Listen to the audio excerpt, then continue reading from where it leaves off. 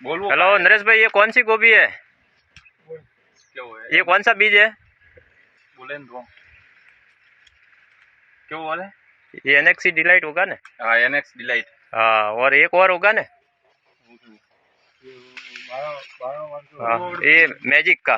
इसका फूल बताइए कैसा लग रहा है आपको? ये देखो, ये कैसा वाइट एकदम है? एकदम वाइट है और ठोस फूल है। और वजन में कितना होगा? 1 किलो से होगा? 1 किलो के आसपास होगा। हाँ, और तुम्हारे भरत भाई कितना होगा ये मैजिक वाला? होगा 1200 ग्राम। 1200 ग्राम। अच्छा लगा? बहुत अच्छा। हाँ। तो पूरा प्लॉट इसमें डालने का है। पूरा प्लॉट? हाँ। और पहले कौन सी लगा रही थी कंपनी आप?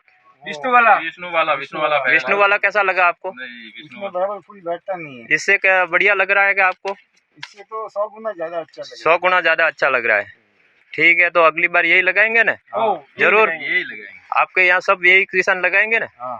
ठीक है, तो अगली बार यही मंगवाएंगे आप। ठीक।